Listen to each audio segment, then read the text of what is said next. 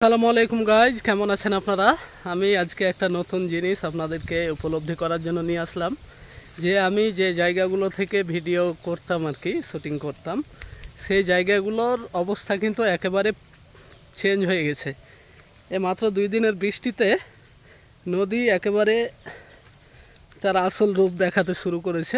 হ্যাঁ, তো সেটাই ভাবছি যে কি করে ভিডিও করব, মানে যে জায়গাগুলোতে এসে ভিডিও করতাম সেগুলোর অবস্থা কিন্তু একেবারে শোচনীয়। তো দেখতে পাচ্ছেন, মানে এই জায়গাগুলা আমার ফেভারিট ছিল।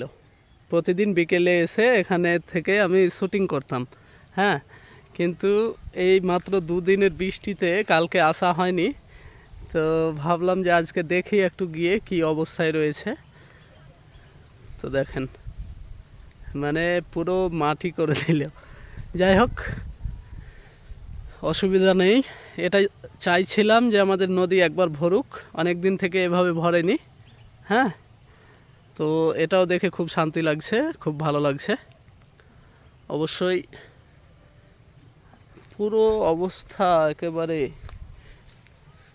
এই জায়গাগুলোতে কলাইয়ের চাষ হচ্ছে, মানে এই জমিটাও তো এটা একটু উঁচু রয়েছে, আর সেখানে মানে ওগুলোতে প্রচুর কলাইয়ের জমি আর কি, কলাই চাষ করে। সেখানে এখন হাঁস চড়ছে, মানে জলে পূর্ণ একেবারে। ঠিক আছে, মানে এগুলা জায়গা থেকেও আমি ভিডিও করে নিয়ে গেছি। দুঃখের বিষয় যে এখন হয়তো অন্তত পক্ষে 20 দিন আর ঠিক হবে না। হ্যাঁ, 20 দিন আর কোনো রকমভাবে এগুলাতে আর ভিডিও করা যাবে না। যাই হোক, নতুন জায়গা দেখতে হবে। একেবারে পরিপূর্ণ জলে নদী। হ্যাঁ, নদী পূর্ণ হয়ে দেখতে পাচ্ছেন